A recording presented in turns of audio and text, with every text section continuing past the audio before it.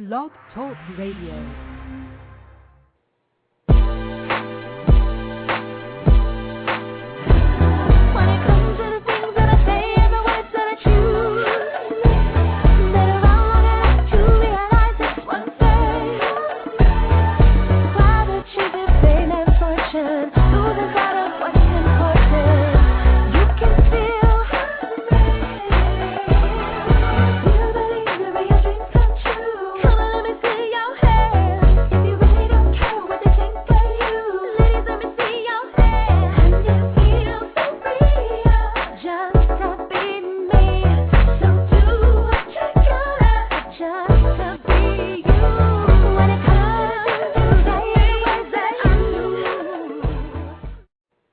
Welcome to Plus Model Radio, the number one podcast for plus-size women. I'm your host, Chenese Lewis. Today is Monday, August 3rd, 2009. And as always, I've got a great lineup for you. Coming up later on the show will be Jennene Biggins of the Voluptuous Woman Company, who will be revealing the results of her plus-size marketing group's More to Love survey. Can't wait to hear that. And also coming up is celebrity hairstylist Joe Williams. But up first is Olan Montgomery. Olan Montgomery is known for his pop art created from his own images of people from various walks of life, ranging from celebrity to the homeless. The New York Times in 2003 wrote about how this artist created art of local bank tellers in New York and then hung the works behind his subjects. He is also known for his portraits of such notables as Courtney Love and Alan Cumming, among others. He is a second-generation artist living in Manhattan, where he continues to photograph and paint his pop art. Olan's new photography book, Not a Size 2, showcases photographs of some of the industry's top plus-size models, and Olan says the book shows you do not have to be a size 2 to be beautiful, healthy, and wonderful, and I could not agree more. Let's welcome Olan to the show. Hi, are you there? Yes, can you hear me? Yes, thank you so much for joining us. Thank you. With that intro, I was like, I don't know what I could say to make it sound better. Good. So tell us, how long have you been an artist, and when do you decide this is something that you wanted to do professionally? I've been an artist all my life, so it's kind of like you don't really get to choose to be an artist. I think it is, you either are. My mother's an artist, and my dad was an artist, so it's kind of like it was second nature. So that's the way that goes for me. I can't understand people who don't want to do art. Right. So, but how did you know that you wanted to do it professionally? Because I know you're from the South, and so things like that to do for a living, I know people don't encourage when you come from small towns. You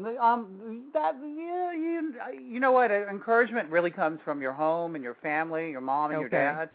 So that's, as long as you have that, I think you can always conquer the world. It's the world that can kind of knock you down with that. But I think it probably, professionally, it started because always these kind of things do with work and stuff after a breakup.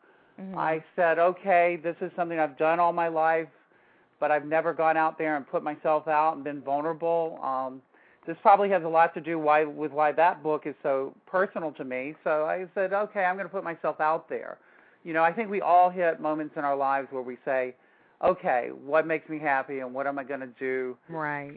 But once you do that, you're kind of like leaving yourself open. But you know what I'm saying. Right. Now, you are a photographer as well as an artist, correct?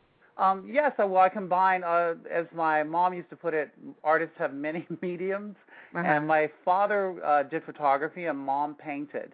So I kind of combine the two, but the photography is a very, very integral part of my art, and that's how the book came about that you've been talking about. Now, are you a photographer for hire? Because I know the book is with plus models, and a lot of plus models listen to this show. Well, a lot have called, and I have done quite a few.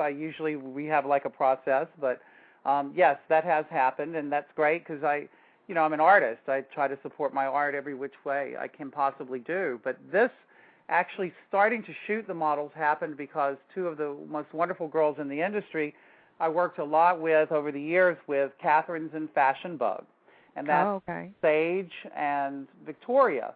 And they're like muses to me. Sage, my cat's trying to hang the phone up, just so you know. I have an evil cat. Her name's Tuxie. But basically, these two wonderful girls who are friends would come over and hang out. Victoria's actually come over and hung out and painted with me. And Sage has let me take pictures of her and create my paintings because I like to create art of individuals, and I like for them the art to reflect those complexities. That, again, is why the photography book became so interesting because... Yeah, now tell me the motivation behind this book, Not a Size 2. I know it's a personal motivation, family members, right? Yes. I mean, yes, exactly. I had my father had passed away this past year, and I was going home a lot to visit because he had an illness. Long story short, I was seeing two of my nieces, and one is very, very beautiful, and her sister is very, very beautiful too, but there's a weight difference, and you see the way people treat them, and you're an adult, you don't really remember the torture of high school, but, I mean, I think everyone gets tortured to some degree in, junior high and high, but I went to the mall with one of the nieces, and I saw her behavior when she was shopping with clothes. And I don't shop well at all. In fact, I'll be the person that runs from the mall screaming. And I saw her kind of going through that, wanting makeup but refusing to do it, kind of trying to be more of a rocker and go for the baggy things or anything that made her look rock and roll and more baggy. So her self-esteem wasn't as high as the smaller. It was crazy, yes. I can't explain it to you. I think a mother would understand it more, but yes, and trying to, say, hey, but no, that would look great on you. Statistically speaking, even, tighter and more fitted clothes, they don't tend to make plus-size clothes fitted because they like to go for other sizes, too. Like they want to get a multitude of different people, but the reality is she would have looked great in anything she picked, but she didn't see herself that way because she wasn't gangly. Is that the right word, And it was a little, it became very personal for me because I kept going, and I want to say her name because, you don't want to out your niece. So I go, you're beautiful.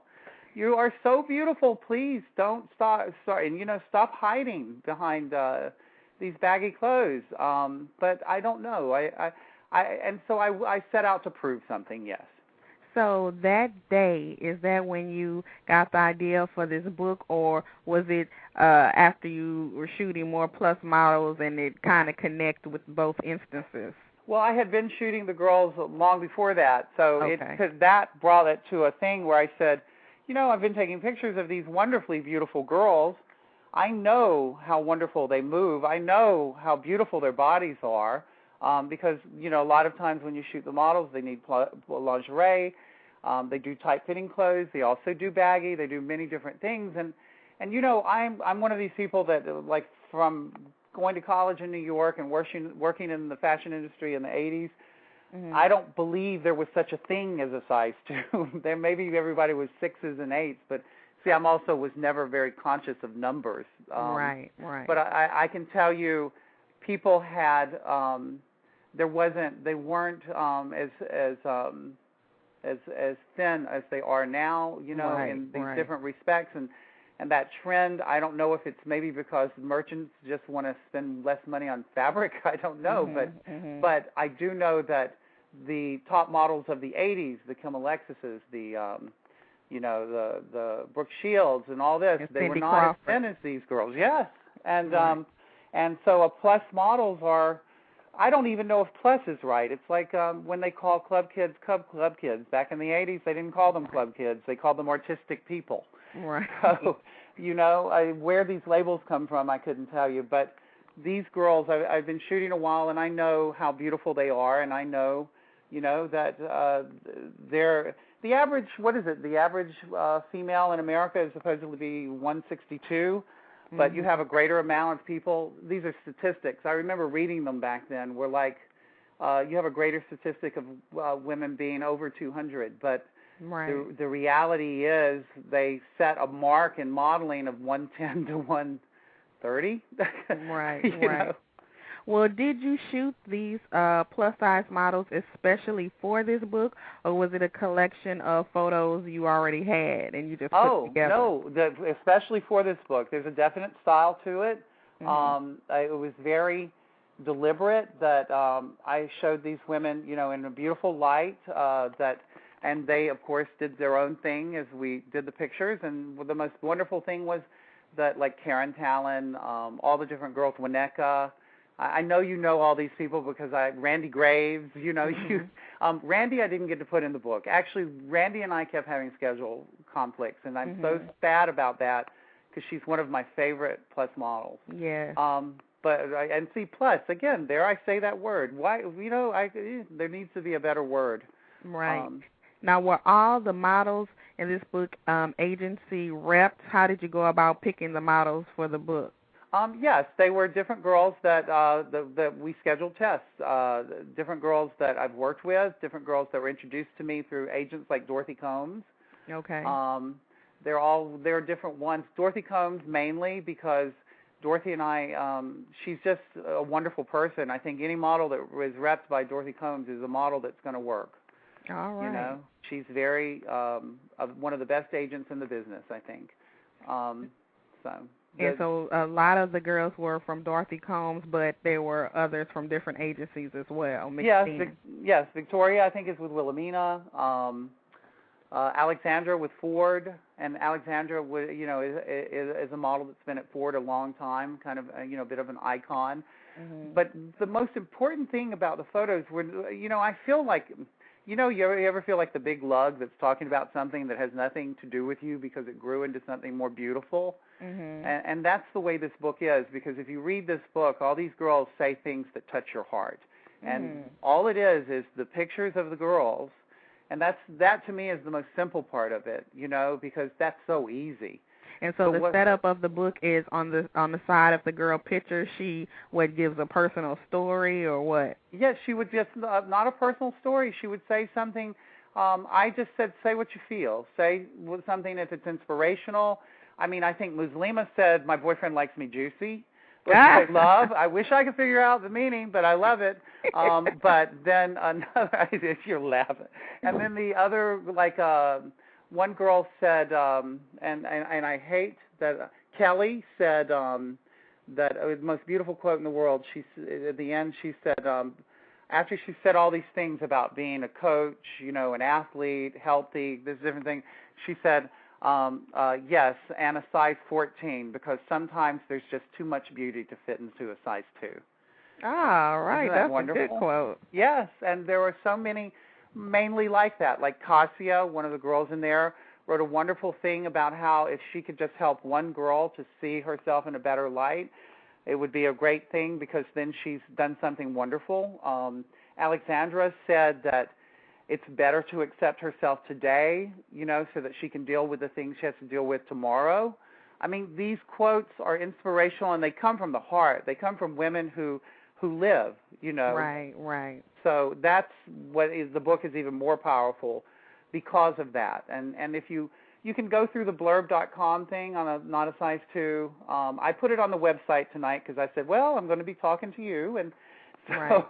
So, but they can go through it because you can actually go through the whole book right now and see the entire book because they have this awards thing for People's Choice. Right, now tell us about that so we can help you win this award.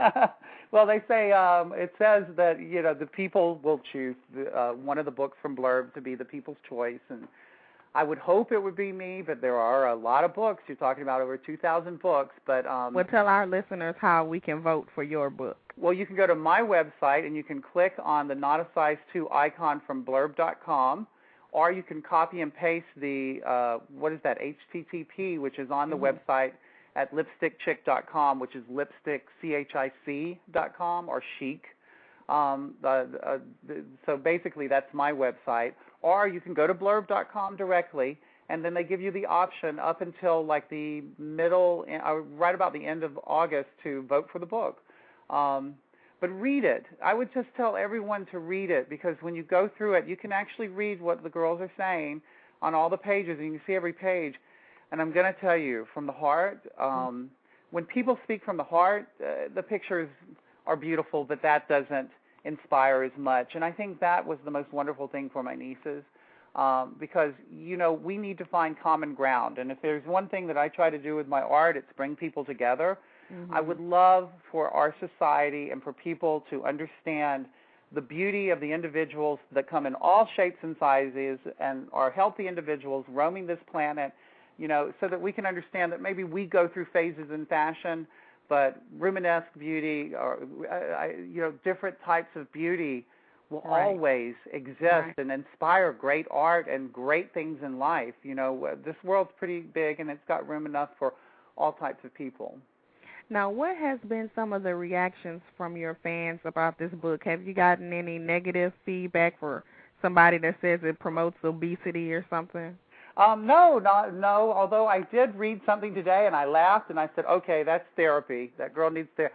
It was a girl that wrote something on the website, and I hate to ever give people credence, but it was something like, I'm skinny, and those girls give me hell all the time, and it was this kind of thing. And I read it, and it was nonsense. And I thought, you know, this is an example of people that have too much time on their hands. So, you know, when those things happen, I'll just delete the comment, because you can leave a comment on Blurb. And I really want people to understand this book is not anything more than what it should be. I don't know how to explain it better, because you have to live in your body. I have to live in my body, and I'll be honest, I'm a middle-aged gay man. That might as well be something, you know, I might as well be a mummy. But everybody has different things, and girls live in their bodies in different shapes and sizes, and how society treats you makes a very, very, very big impact on your self-esteem. And I think we do send the wrong message to young girls everywhere. I saw it with my niece. I was a blind eye to it until I stood in a mall and watched her behavior on trying to select clothes to go to school. And my point of this book is just that. You know, if it can make young people, and that's another thing. The book is pricey on Blurb, but just so you know, pretty much every penny goes to Blurb, because it's not published through a big publisher. Hey, if there's one out there, they're welcome to publish it, but you know. So you can't get it through Amazon.com or Barnes & Noble? No, because if I were to, I publish it through Blurb, so they do it on an individual basis on orders. Okay. But, you know, I mean, I would hope that you'd never know with a book like this. The main thing is that it was done, that it exists, and that it's going to do wonderful things and inspire people. And it has. I mean, you called me, and I was like, wow, she got it. Yes. Now, besides this book, Not a Size 2, do you have anything else coming up that we can be on the lookout for? Oh, lots of. I have a show right now at Ward Nassie Gallery at 178 Prince Street down in Soho in New York. And it's actually having an opening on the 8th of August at 8 p.m. People will usually show up at 8:30 or a little later. And it's being hosted by this wonderful nightlife personality, Kenny, who's very, very incredible, and a gazelle. But that you can read all on the website, because that particular art show is about as I put it, it's about this other book I did called Pop, which is all my art about the subcultures of New York from celebrity to subway, which you were introducing me about. So that'll be August the 8th at 8 p.m. at Ward Nassie Gallery at 178 Prince. I think that I did it right. And then the next one is the end of the month, August the 22nd. I have a show in Rehoboth, because I love to spotlight different things. And this show is dedicated to the beauty and the local individuals in Rehoboth Beach. And I painted a lot of the people and a lot of the scenes there. And if you've ever gone, I don't know, you got to get out to the East Coast, you know? No, I do get out every now and then. Well, you going to come visit me? Yes. All right. And then maybe you'll become one of my muses. Yeah, I think so. I would be honored. I was listening to your interviews today, and I just thought, wow, what a wonderful, heartwarming person that really just gets to the bottom of things, and really, I think what you do is wonderful. Thank you so much. And I know I talk too much. That's another problem. No, that's a good Southern hospitality. Okay. So tell us your official website. Okay, it's called Lipstick Chic or Chick, but it doesn't have a K on the chick or the cheek. So it's lipstick, LIPSTICK, chic, CHIC.com. Or if worse comes to worse and you go, okay, I can't remember this guy's name, just think of Alan with an O and type in Olan Art or Artist, and Google can take you right there to the website. Well, all right. Well, thank you so much for being on the show. It was a pleasure speaking with you, and I think the book is just fabulous. Oh, thank you. Thank you so much. That means a lot. I mean, and I really hope I get to meet you in person when you come out here. Cause, definitely. You know, it just shows how when you're inspired by the right things, you know, they grow. So right. Thank you. Well, thanks again, and we'll definitely help you win that award on Blurb. Thank you. Okay. I can't wait to meet you in person, so thank you. All right. Okay. Have a good night. You too. Bye-bye. So, again, that was Olan Montgomery. Make sure you check out his new book, Not a Size 2, and you'll see a lot of familiar faces from the plus modeling industry in that book. Now, next on the show is Joe Williams. Joe Williams is a celebrity hairstylist based in Los Angeles, California. Joe has been in the beauty industry for over 10 years and her work has appeared in several editions of Plus Model Magazine and Long Beach Magazine. She is the key hairstylist for Love Your Body Day and the 2009 Flawless Calendar. And besides being a hairstylist, she is launching her own jewelry line that we're going to learn more about today. So let's welcome Joe to the show. Hi. Hey, how's it going? Really well. I just want to make one correction. I've been in the business for 20 years. Oh, 20 years. Yes. I didn't know you were that old, Joe. Yes. No, black don't crack. No, just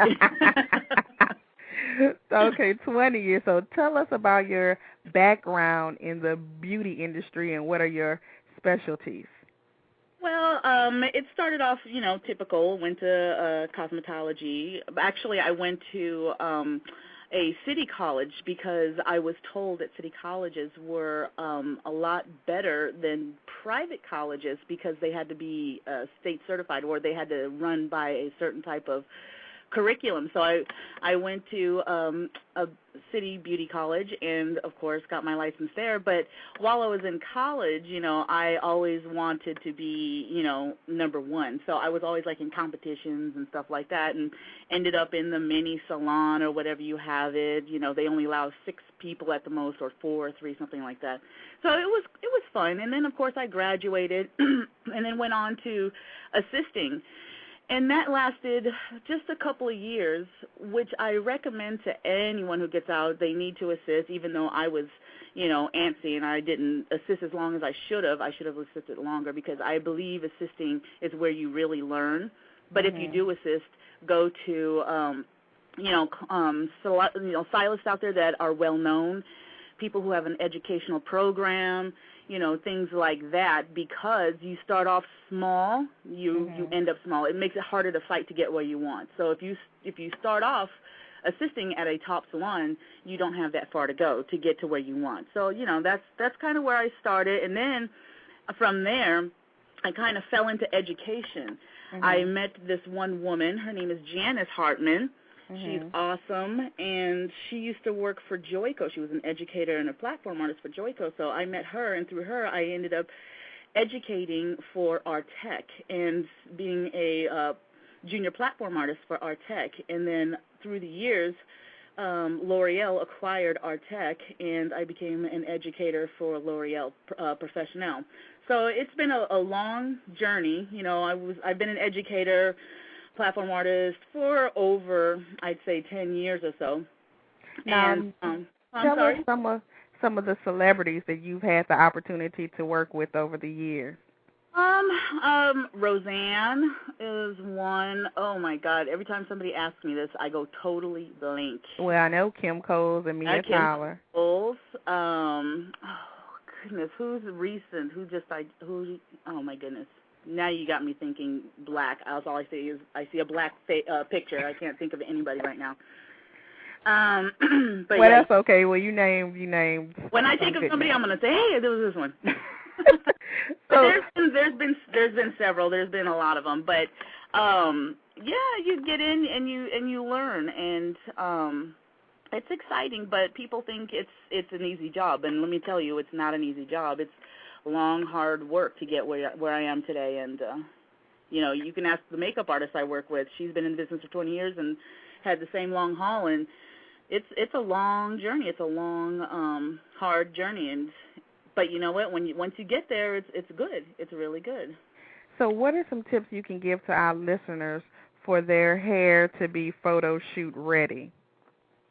Wash it, please. Come. So a lot of people come to the shoots with dirty, nasty hair. Oh my goodness. You'd be surprised how many people think dirty hair is better. No, dirty hair is not better. Dirty hair stinks. And I have to work in that, and I have to put my products on top of that, and then I have to put my combs and things in that. No, wash your hair the night before, and always come dry. Never come wet. There's been some models that have come to me wet and will have the thickest hair in the world, and I've got to blow dry that? Are you kidding me? So, yeah, please come clean, come dry, come ready to just be worked on. So, yeah, I should only have to spend no longer than 20 minutes on your hair. Right, because especially if it's for a client, you're usually on a time limit, right? Hello, yeah, and if we're doing more than one look, I don't have the time to sit up here and wash and dry you. There's just no way. So, yeah, please, that is key right there, clean and dry, so that I can just have a clean slate to work on and start from there. Now, some models listening maybe just starting out in the industry, and to cut costs, they don't hire a professional hair and makeup artist. Tell us the benefits of having a professional team on set. Well, all I can say is big mistake, because they think, oh, I'll do my own hair or I'll do my own makeup, and Photoshop can only do so much. You really need to look professional. You need to look finished, and the only way you're going to do that is put the money out that you need to get that quality, because you can't do it yourself. It doesn't look professional. You can always see if someone has done their own hair and makeup, unless they're a hair or makeup artist. You just see what I'm saying? It's like you need to put the money into yourself. Don't cut corners. And, hair is like the jewelry of your finished look. People think, oh, hair is nothing. No, people understand that you can go out, you can have an outfit that's not that hot, but if your hair is slamming, you look good. It's like, and with your makeup, you don't want to look, crazy. You don't want to look homemade. You want to look like a professional. Exactly. You don't want to look Baby Jane. You don't want to look, because it takes a certain eye to really get that finished look. So, it's important to put the money into where it's needed. And, two, I think sometimes when people do their own hair and makeup, they do the same look that they're used to doing all the time that they've got accustomed to. But you can create things more current that they might not have thought of. Absolutely. The makeup artist I work with, she constantly says people always remember themselves where they looked best, and that's usually in their 20s. Their 20s, so it's usually you're stuck and you're dated wherever your 20s were. So, wherever you think you look best, that's usually where you stop, and that's where you constantly look like. So you usually look ridiculous or dated or, I don't know. Now, when we look on television and in the magazines, almost every celebrity has hair extensions. So what are some tips you can give us when dealing with extensions and hair pieces? Well, if you're going to invest in hair and you want to invest in your own hair, I'd say go human. Human hair is always the best.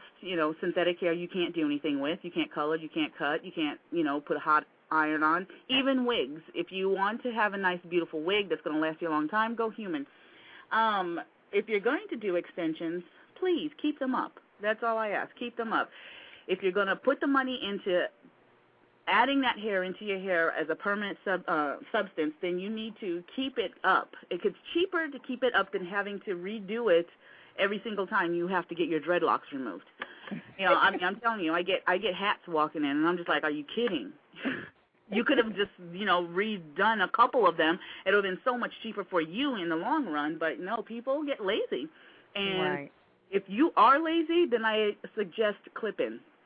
Clip-ins. A lot of models just bring the clip-ins with them, and you put them in for them, right? Absolutely. I even make clip-ins for a lot of the models. I'll make it for them. I'll go buy the hair. I match it up with their color, their texture, and I sell them a full set of clip-ins that they can use whenever randomly, and they bring them, and it works out beautifully. You know, I don't have to worry about matching it up again, or they brought it in, and it's a perfect match every single time. Okay. Well, that's something new I just learned. Yeah. Well, you know, you never have to worry. I got your head.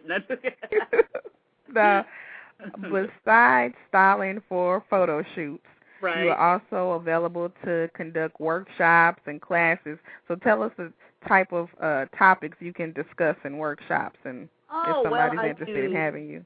Specialty cutting, I do color techniques, different color techniques, you know, even basic color, because, you know, in the industry, a lot of people scare away from color if they're not familiar with it, and then you get these people out there or hair designers out there that say, yeah, I'm a colorist, and wow, what you walk out with is like, seriously, well, you got to come see me, and I've got to do a correction. So I had a bad experience with highlights before. Yeah, and that's usually that's pretty basic. Yeah, I get a lot of those coming in, and you know, I like to go into the salon, and I'll give you one-on-one training, and you know, I like to see the color line you're using. If you're not using a professional line, and I'm not talking about going to the beauty supply, I'm talking about a professional line that you can only get through a professional company. If someone off the street can buy the same color you're using, then I'm telling you, it's not professional. So you need so it doesn't get the same good results. Oh, it's not the same. The technology is totally different. I mean, even with L'Oreal, you know, L'Oreal Professionnel, completely professional, has all the highest quality technologies in their professional color line, but they also have a consumer's line, color line. And the technology is totally different. You can do a side-by-side head match, you know, on the same head. You have the hair in the professional line and have the hair in the consumer line, and you can see the difference. Although if you do use a consumer line, I would say use a professional consumer line like L'Oreal, something like that, you know, something that's going to be well-known, not your grocery store bottled stuff ever. Now tell us about your new jewelry line. Well, I've been working on this line. It's been kind of an on and off slow process, but I have a pretty nice line already put together. And what's the name of it? Do you have the name yet? Yeah, Urban Monarch. Okay. And that's the name of the company. And, you know, I'm trying to create different, you know, little lines that are underneath Urban Monarch. And what it is I want to create a line that, you know, for younger ones. Like I have the Love Pearls. Love Pearls are great because they're great for young ones because it's a single pearl drop. And, you know, young ones can buy it and it's not too big or too much for them. And it's reasonably priced. And then, of course, I have my more high-end line. I use, you know, natural stone. And I'm trying to do semi-precious stone. And you make all of this jewelry by hand? I make, all of it by hand. And I do sterling silver, gold, and, you know, I like to use a lot of the bronzes and stuff like that. So I'm in the process of getting a website together for that. So it's exciting. I've got, you know, things exciting that we've started. And, of course, you know, Marlena and Richard and I started a new company called Hot Shots Productions. Mm-hmm. And that is, you know, pretty big right now because that's what we're really concentrating on right now. So that's exciting. And that's a production company that does everything all-inclusive. So you can go get your hair and makeup done and get your headshots done all in one stop. And you get it, you know, it photoshopped all for one price. So it's really nice. It's a one-stop shop, and it's actually better priced than just going out getting everything individually done. So you got everything right there for you at your fingertips, and you've got the best in the industry doing it because these people have been in the industry for a long time. Right. And they know what looks good, and they know their lighting, they know their makeup, they know their hair. So, yeah, it's a great company. So I'm excited about this. We just did a huge shoot. It was a 2-week shoot almost, and we got a lot of stuff coming out right now. So we're going to be showing up a lot of our stuff soon on our website. Now, going back to your jewelry line, can your jewelry line be seen anywhere online or purchased anywhere yet, or is that's to come? That is to come. I do have some individual pieces roaming around. I make pieces for individuals. Like you soon will probably have a piece. So, I make pieces for certain people, but it's not it's not in stores yet. So, I have a couple boutiques that want to carry it, but I want to have kind of a base set up so that I can do, not a mass production base really, but something where if somebody wants to order something, I can create something, that's close to that. Because everything that I make, like I said, is handmade. It's not mass produced right now, and it's just a beautiful line. I love it. People are always, I want to wear this, I want to wear that, and I'm like, right. What? Yeah. Now, tell us your official website and how we can go about booking you for photo shops and everything else. My official website is justjoeforhair.com. Just Joe, J-O, and for the word, F-O-R, not the number. And so you just type in www.justjoeforhair.com, and everything is kind of laid out. But once again, I am going to be working on my website.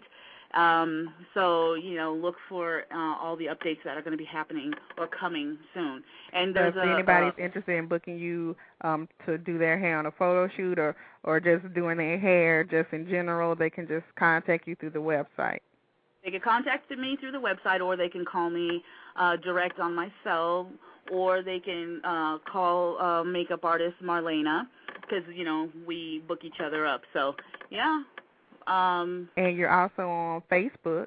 I am on Facebook. I'm going to get on Twitter. And I do have a MySpace, but I don't ever go there. So, yeah, you might as well not even bother with it. Well, all right. Well, thank you for being on the show. Thanks for having me.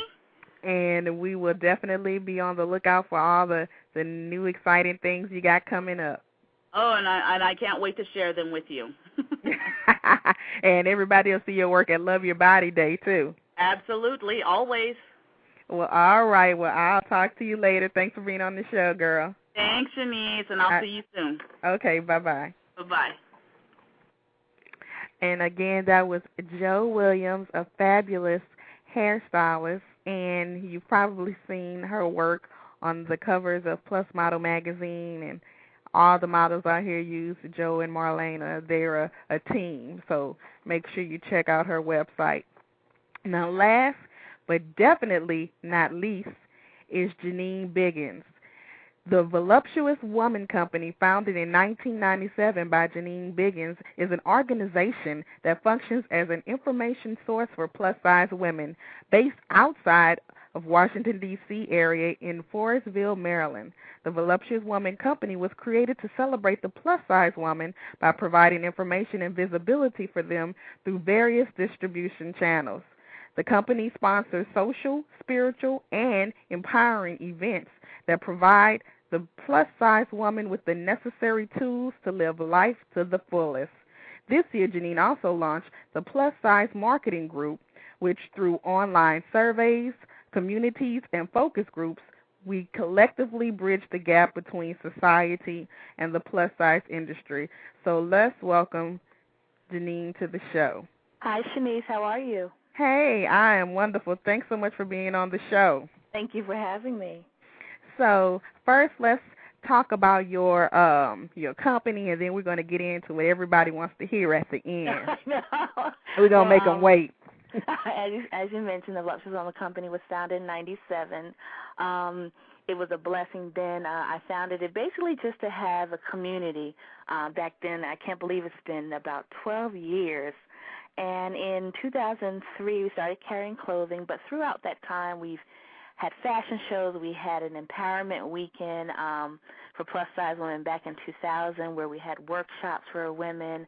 Our speaker for our keynote speaker was a man, Greg Allen Williams, which was, as many know, the brother on Baywatch. Okay. He addressed the women, and the funny part is he's also a judge now, was on Drop Dead Diva this past weekend. Oh. But throughout that time, we had the pleasure of going to Germany and London, with the U.S. Department of Commerce on the plus-size trade mission, where we visited. That was in 2005. And basically they had the same issues that we had regarding finding fashionable clothing, believe it or not, across the waters. And so leading up to currently, we started the plus-size marketing group, as well as, I'll talk about our recent project is the plus-size clothing auction website, which I don't know if you're aware of. We just launched that because as a plus-size woman, and, you know, eBay is everything to everyone, it's hard finding things on eBay for plus-size women because it has so many things. So. Okay, well, wait, let's rewind back, and then we'll talk about all your different companies one by one. Okay. Well, before you launched the Voluptuous Woman Company, what were you doing? What is your background in? My background is in marketing and in sales for the hotels. I was in hotels for about 13 years. And I also traveled around training the staff and the front-end operations on the hotel industry. Okay, and so that's how you got your knowledge about marketing, and then you just applied it to this industry. And after my size went up, I wasn't a plus size as a child. After working 2 full-time jobs, you know, when you're in college, do those crazy things, I saw my weight begin to fluctuate, and then I noticed attitudes started changing. Towards the way I was treated, but people, the way they approached you and men. So that was another reason for starting the company. And so that was your motivation for starting a new business, gaining weight, and wanting to make a change. So you mentioned that your business started in 1997, which is over 12 years ago. Yeah, can you believe it? So in your opinion, how has the industry changed in 12 years? Well, we've changed as far as awareness. Plus-size women are finding it okay to be more vocal and demanding respect. Back then, there was only BBW magazine. That was the first magazine that I found, and I had to search for that one. It's changed, but then it hasn't changed. We've kind of gone forward, but then we still to date don't have a plus-size magazine, a physical magazine that we can go to the store and pick up. So we've kind of still stepped back. So we've almost gone back.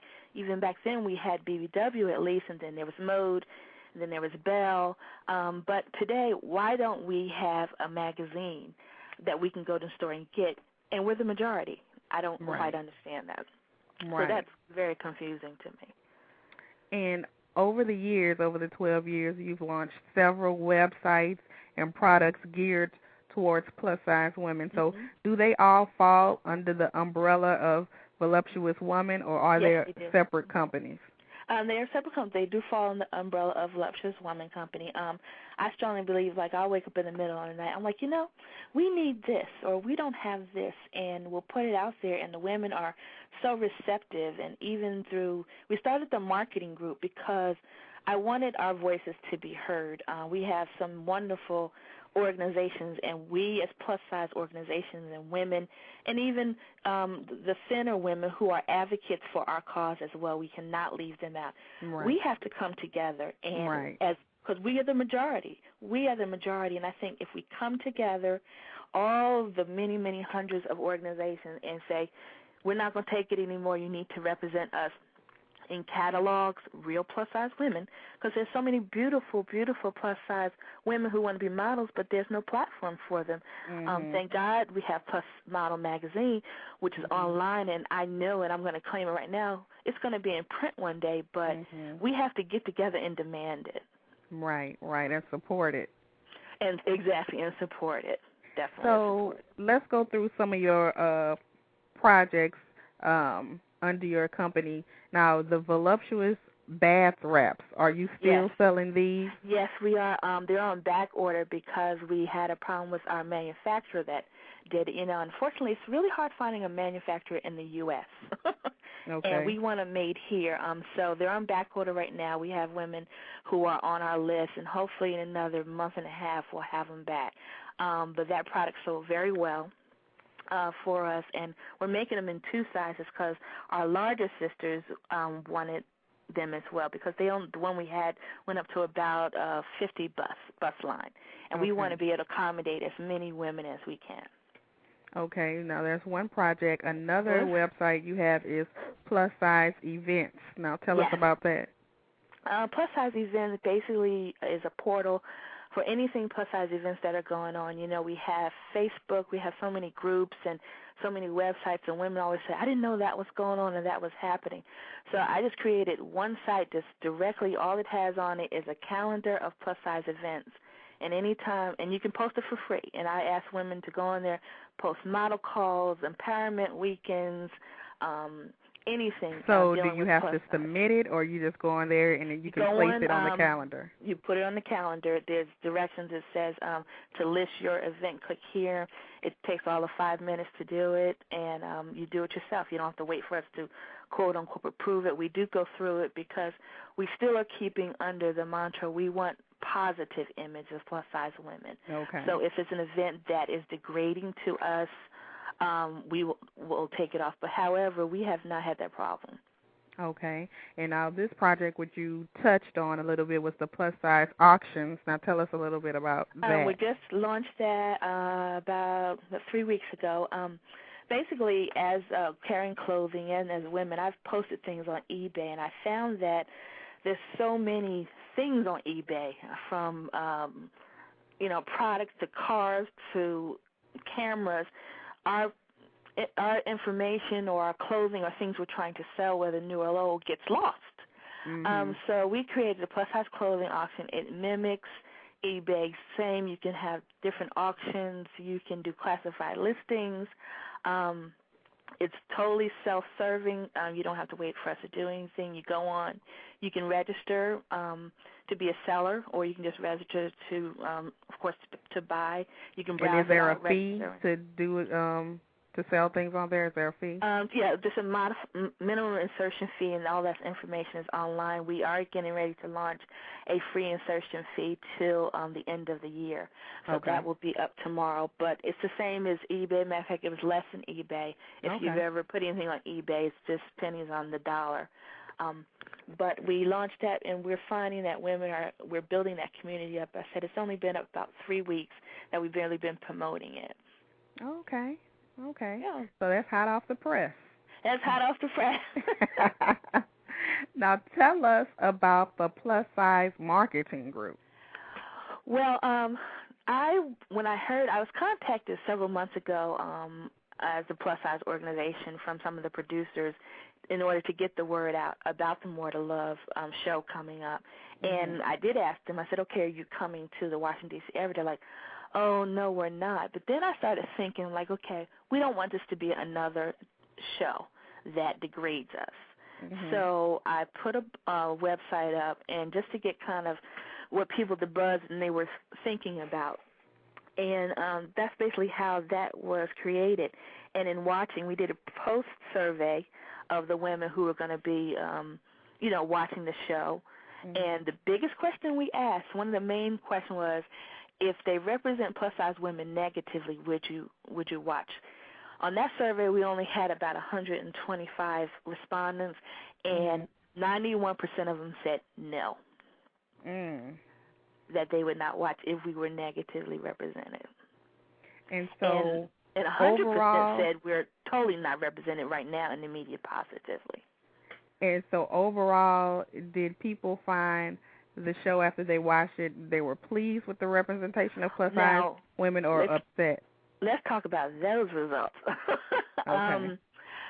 Just to let your listeners know, they can find the results on plusmarketing.com/MTLresults.htm, okay. And I can send you that. Out of over 450 participants, the average age was from 26 to 35 years old. Mm-hmm. The average size, the most popular size, was size 22 to 24, about 34%. And coming under that was size 18 to 20. Interesting, isn't it? So that's bigger than the girls represented on the show, too. Exactly. And these are the ones that actually watched. We asked what the relationship status was. 42% are single, 25% are married, 19% are in relationships. And it says, do you think plus-size women were a true representation of plus-size women? 47% said no, 44% said somewhat. Only 7.69% say yes. Well, that's very low. Yeah. Now, this is the question that got the problem that everyone wrote about. Did you find it offensive that the weight of the women were displayed? 67% said yes. 16% said somewhat, and 15% said no. And the other question we asked was, out of the 20 women, how many women do you feel seem desperate and insecure? And we did it in percentages. The top percentage was 80 to 100%. 46% of our respondents found that the women seemed desperate. So the overall feedback of this show is not too hot. No, not at all. And it's so funny. I don't know if you know, they have a Facebook fan page on the More to Love show. Funny part is only 28% respondents, and everyone, the biggest complaint, and we had the comments, we put a couple of them online. The biggest comment I think everyone had is, what's with the weight? When I saw the weight, I hit the roof. And I was typing while I was doing the survey, creating the survey as I was watching it. And I'm sitting there hollering at the TV like, what is with the weight being shown? I couldn't believe that. So you did one survey before the show even premiered and one survey after the first night. So will there be different surveys after each episode, or can people continue to take the same? They can continue to take the same survey because I think we need to have an ongoing conversation about this, and what we ultimately want to do, we're going to be submitting this information to Fox. We would hope it would make a difference, but you never know. I'll be optimistic. But the comments, everyone thought, the majority of people thought there was too much crying. The people were very pity. One comment was, I would love to see a slimmer, attractive man as a bachelor. Now, the man didn't bother me. The man was all right to me, personally. That was one of the comments. Now, did anybody say it wasn't racially diverse? That's what I have a bigger problem with. Yes. Someone said, and I put that online, ethnic variety, black, Asian, this is not a weight loss show. Why show the weight? These women misrepresent the plus community. Fox has depicted nothing but a chubby circus that disrespects the many self-confident women out there. How about someone with a great self-esteem? Right. And with that being said, I think a good balance, because all plus-size women aren't confident, but if it would have just been a good balance of all sides represented. 4, 5, 6, 7. Yeah, at least. How about one? What about those kind of one? But, I mean, I couldn't believe it. I want to watch the next one, because I'm just curious to see where this is all going to go. But you know, the other part that really affected me, I went on Twitter and I did a search for just More to Love. Some of the negative comments were just disgusting of people, and it just goes to show you the mindset still of people today. I mean, anything from why do we want to see fat people, and fat people don't love. I mean, it was just really degrading. So people are out there and they're negative, but you have to be confident to stand tall and be who you are and be comfortable in your own skin. Yes, definitely. And tell us again your official website. Is it one website that'll link to all of these? Yes, we're actually getting the Voluptuous Woman website redesigned as we speak, which will be a portal for all the others.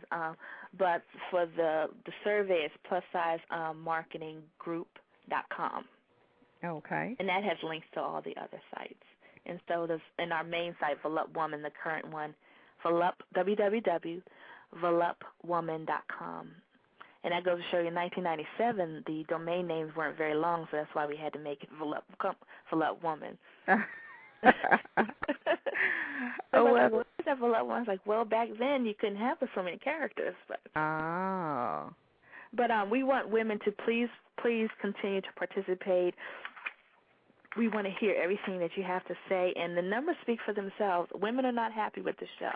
Right. And Fox can fool themselves and say they are, but we're going to continue to survey and continue to watch.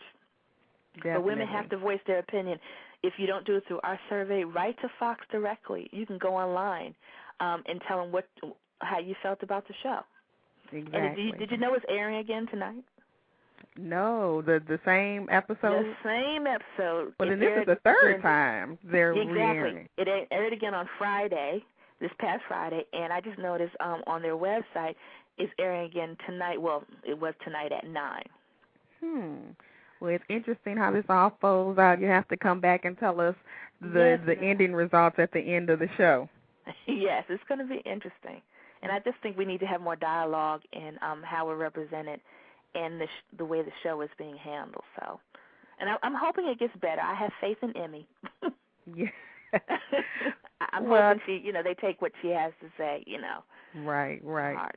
I really Well, do. thank you so much for being on the show. It was a pleasure thank you for having talking me. with you and talking about all your wonderful companies. And I'm going to definitely post a link. Did you see how my survey, can you see when people take it and put their names? Yeah, yeah, exactly. Yeah, I'm online as we speak. So can you take it anonymously if you want to? Because I put my name on mine. Yeah, and we don't give the names. We'll never show the emails, and we don't spam you with information. But we can see the names, and I believe we left it so you don't have to put your names if you don't want to. It's totally up to you. We don't share the names. We have no plans on sharing the names once we do the results, because basically all the results are compiled. Okay. Into one big lump. One big thing that's in the Fox. Yeah. Okay. Well, we'll continue to post the comments and everything for you. Well, thanks again for being on the show. Well, thank you for having me. Hope to see you soon. Yes. And keep us posted on those good results. Okay. Thanks again, Chenese. All right. Bye-bye. Bye-bye. So thank you to all of our fabulous guests this evening, Olan Montgomery, Joe Williams, and Jennene Biggins. Tune in next week and we'll have more Plus industry professionals with stories to not only inspire you but to keep you connected. Interested in advertising on our show, being a guest, or have comments? Email us at guests@plusmodelmagazine.com. And if you haven't already, don't forget to join the Plus Model Radio pages on MySpace and Facebook. For more information about our show, go to our website at www.plusmodelmag.com. I've been your host this evening, Chenese Lewis. Thank you for tuning in and supporting Plus Model Radio. Until next time, keep thriving in your curves and be blessed.